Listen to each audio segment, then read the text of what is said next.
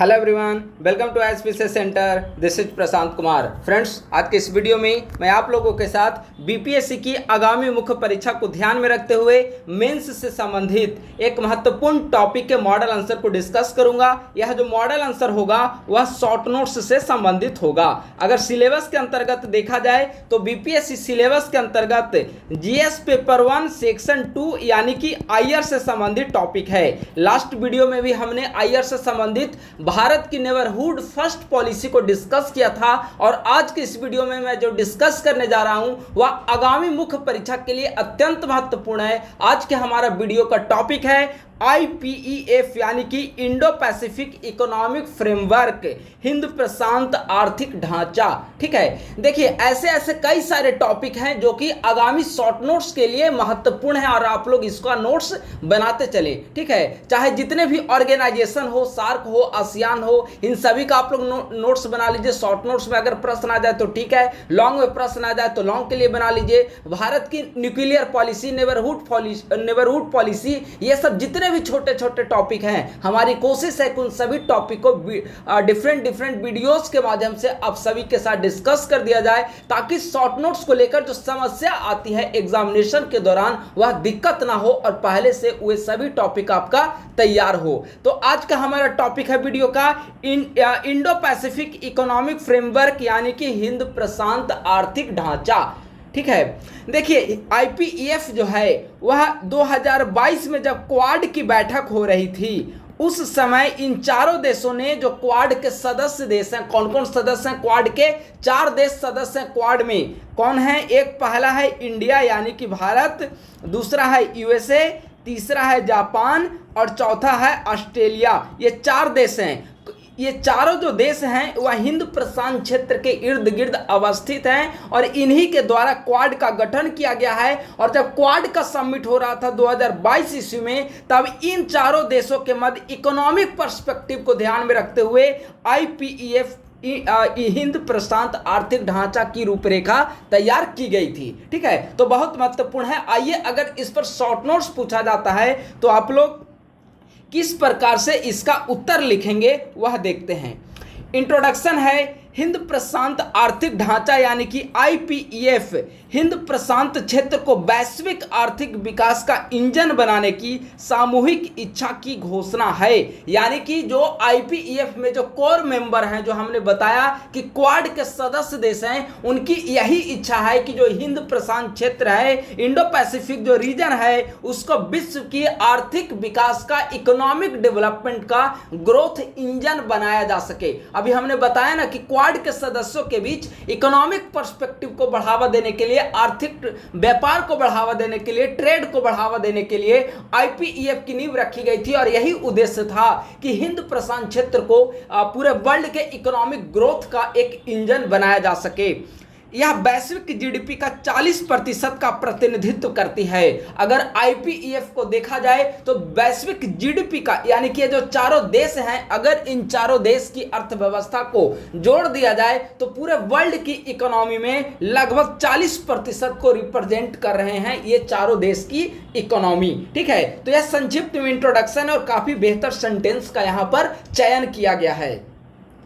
मई 2022 को टोक्यो में संपन्न क्वाड के दूसरे शिखर सम्मेलन के दौरान अमेरिकी राष्ट्रपति के द्वारा हिंद प्रशांत आर्थिक फ्रेमवर्क लॉन्च किया गया और बहुत महत्वपूर्ण है। देखिए, अगर आप 67वीं का सवाल देखेंगे तो बीपीएससी के द्वारा आईआर के अंतर्गत क्वाड से संबंधित प्रश्न पूछा जा चुका है। ठीक है, IPEF से संबंधित सवाल नहीं पूछे गए हैं और एक ऑकस से संबंधित सवाल अभी तक नहीं आया है। ऑकस आप लोग एक बार सर्च करेंगे, इसका भी मॉडल आंसर कुछ दिनों के बाद अपलोड कर दिया जाएगा। ठीक है, जितने छोटे छोटे टॉपिक होंगे शॉर्ट नोट्स लाइक, उन सभी को मॉडल आंसर के रूप में डिस्कस कर दिया जाएगा, ताकि आपको कंटेंट के लिए हमारे चैनल के अलावा आपको इधर उधर कहीं भटकना ना पड़े। और बीपीएससी की जब मुख्य परीक्षा होगी 17वीं की, उससे पहले काफी बड़ी संख्या में आप देखेंगे कि मॉडल आंसर हमारे यूट्यूब चैनल पर आप सभी के लिए अवेलेबल होगा। ठीक है, अब आइए IPEF का क्या उद्देश्य है उसे हम लोग समझते हैं। IPEF के कई सारे उद्देश्य हैं, लेकिन मुख्य जो उद्देश्य है आपको नाम से ही लग रहा होगा, हिंद प्रशांत आर्थिक ढांचा, यानी कि आर्थिक जो है मेन सेंटर में है। आइए इसका उद्देश्य देखते हैं।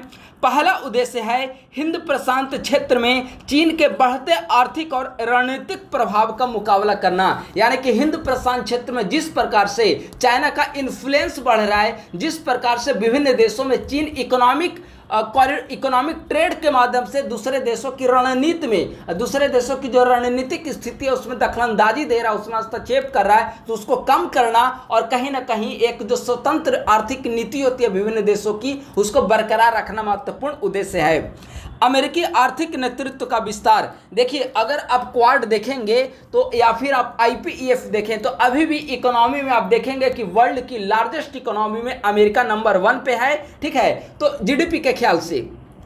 तो अगर IPEF के जरिए ट्रेड का विस्तार होता है विभिन्न देशों के बीच, तो कहीं ना कहीं अमेरिका का जो आधिपत्य है आर्थिक नीति का, उसका विस्तार होगा। तो यह भी एक महत्वपूर्ण उद्देश्य है। इसका कहने का दूसरा सेंस अगर देखा जाए तो पूंजीवादी विचारधारा जो है उसका विस्तार होगा।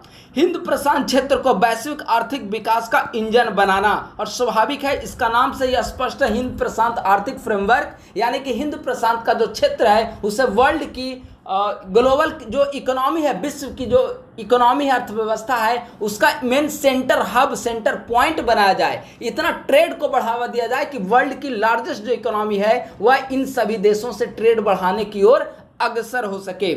हिंद प्रशांत क्षेत्र में लचीलापन, स्थिरता, समावेशिता, आर्थिक विकास, निष्पक्षता और प्रतिस्पर्धात्मकता बढ़ाने के हेतु साझेदारी। हिंद प्रशांत क्षेत्र के जो सदस्य देश हैं, IPEF का मतलब सिर्फ 4 क्वाड देशों से आप संदर्भ मत लीजिए। जब ट्रेड बढ़ेगा तो सिर्फ इन 4 देशों के बीच ट्रेड नहीं होगा। हाँ, ये रिप्रेजेंट अवश्य करेंगे, लेकिन हिंद प्रशांत क्षेत्र में जितने भी कंट्री हैं उन सभी के साथ ट्रेड को बढ़ावा दिया जाएगा। और चाइना का जो इन्फ्लुएंस है उन सभी देशों पर, हिंद प्रशांत क्षेत्र के विभिन्न देश हैं उन पर, तो उसको काउंटर करने की कोशिश की जाएगी। तो ये सभी जो है IPEF के महत्वपूर्ण उद्देश्य हैं। IPEF का गठन एक दशक पुराने एशिया धुरी, अमेरिका का 1 दशक पुराने एशिया धुरी रणनीति का एक महत्वपूर्ण भाग है। देखिए यह कितना महत्वपूर्ण सेंटेंस है। बेसिकली अमेरिका जो है, देखिए अमेरिका को मेन जो कहाँ से उसको चैलेंज मिल रहा होता है अमेरिका को, वह चीन से मेन चुनौती अमेरिका को मिल रहा है, ठीक है। और चीन अगर देखा जाए तो कहाँ अवस्थित है, एशिया में अवस्थित है। और इसका ज़्यादा अगर इन्फ्लुएंस चाइना का देखेंगे तो यही एशिया के विभिन्न देशों में उसका इन्फ्लुएंस दिख रहा है, अमेरिका के कुछ देशों में उसका इन्फ्लुएंस मिल रहा है, और हिंद प्रशांत के जो देश हैं वहाँ पर चाइना का ज़्यादा इन्फ्लुएंस देखने को मिल रहा है। अमेरिका की कोशिश है, अमेरिका की पॉलिसी है कि अगर हमें चाइना को काउंटर करना है तो उसके घर में जाकर हमें काउंटर करना होगा, हिंद प्रशांत क्षेत्र में जाकर काउंटर करना होगा और एशियाई क्षेत्र में जाकर काउंटर करना होगा। इसीलिए जब 1 दशक पुराना अमेरिका ने एक पॉलिसी डॉक्यूमेंट जारी किया था और उस डॉक्यूमेंट में उन्होंने इन सभी बातों को चर्चा की थी, और इसीलिए अगर देखा जाए कि इन्हीं नीति पर आगे कदम बढ़ाते हुए क्वाड देशों के द्वारा या अमेरिका के नेतृत्व वाले जो क्वाड सदस्य हैं उनके द्वारा IPEF की नींव रखी गई। क्यों, क्या उद्देश्य है, तो चीन को काउंटर करना, ठीक है। IPEF के 4 स्तंभ। आइए IPEF के 4 कौन कौन से महत्वपूर्ण स्तंभ हैं उस पर हम लोग चर्चा करते हैं। पहला स्तंभ है भ्रष्टाचार मुक्त स्वतंत्र व्यापार। अभी हमने बताया कि IPEF का मुख्य अगर सेंटर देखा जाए वही है इकोनॉमिक क्षेत्र, आर्थिक क्षेत्र। तो इनकी कोशिश है कि भ्रष्टाचार मुक्त स्वतंत्र व्यापार, इंडिपेंडेंटली ट्रेड को बढ़ावा दिया जाए। दूसरा, स्वच्छ ऊर्जा अकार्बनीकरण हेतु वित्त संग्रह। तीसरा, आपूर्ति श्रृंखला को बढ़ावा दिया जाए, कच्चे माल, महत्वपूर्ण खनिज, संसाधित सामग्री तक सीधी पहुंच हो। और चौथा, कनेक्टिविटी एवं डिजिटल व्यापार को बढ़ावा दिया जाए। जितना ज़्यादा से ज़्यादा कनेक्टिविटी को बढ़ावा दिया जाएगा विभिन्न देशों के बीच ट्रेड उतनी ही तेजी से बढ़ेगी। तो ये सारे IPEF के महत्वपूर्ण स्तंभ हैं, ठीक है। और ऐसा नहीं है कि इसके और भी स्तंभ है, जो भी 4 स्तंभ है उसको हमने लिख दिया है। आपका मेन ड्यूटी है कि आप लोग इसे अच्छे तरीके से याद कर लें। IPEF के हमने उद्देश्य बताया, किस प्रकार से उसकी स्थापना की गई है, और IPEF के यहाँ पर हो गए आपके 4 स्तंभ, ठीक है। अब आगे आइए, IPEF का मुख्य उद्देश्य हिंद प्रशांत क्षेत्र में चीन की आर्थिक एकाधिकार की नीति को प्रतिसंतुलित करना है, यानी कि काउंटर करना है। इस संगठन में हिंद प्रशांत क्षेत्र के लगभग सभी प्रमुख द्वीपीय देश शामिल हैं। अभी हमने बताया कि IPEF का गठन भले ही क्वाड के द्वारा किया गया है, लेकिन इसमें वे सभी देश शामिल होंगे जो कि हिंद प्रशांत क्षेत्र में शामिल होंगे, और इसीलिए इसका नाम हिंद प्रशांत आर्थिक ढांचा रखा गया। यानी कि हिंद प्रशांत क्षेत्र में जितने भी देश शामिल हैं उन सभी देशों के साथ इकोनॉमिक ट्रेड को बढ़ावा दिया जाए, आर्थिक सहयोग की प्रक्रिया को बढ़ावा दिया जाए, ताकि चीन का जो इन्फ्लुएंस उन देशों पर देखने को मिल रहा है उसको प्रतिसंतुलित किया जा सके, उसको काउंटर किया जा सके। सभी देश प्रौद्योगिकी हस्तांतरण और आपसी सहयोग के माध्यम से आर्थिक विकास को सुनिश्चित कर सकते हैं। यह भारत के लिए भी एक बेहतर अवसर साबित हो सकता है। कैसे? तो अगर इकोनॉमिक ट्रेड को बढ़ावा मिलेगा तो स्वाभाविक है कि भारत भी उससे लाभान्वित होगा। ठीक है, तो ये सारी चीजें जो है वह IPEF के बारे में है। निष्कर्षतः यह स्पष्ट है कि हिंद प्रशांत आर्थिक ढांचा स्वतंत्र एवं नियम आधारित हिंद प्रशांत क्षेत्र को स्थापित करने की दिशा में एक महत्वपूर्ण कदम है। इससे हिंद प्रशांत क्षेत्र में शक्ति संतुलन तथा आर्थिक विकास को मजबूत करने में मदद मिलेगी। काफ़ी बेहतरीन यहाँ पर कंक्लूजन और इंट्रोडक्शन लिखा गया है। जितने भी मॉडल आंसर हमारे यूट्यूब चैनल पर डिस्कस किए जा रहे हैं उन सभी मॉडल आंसर का आप लोग नोट्स बनाते चलें।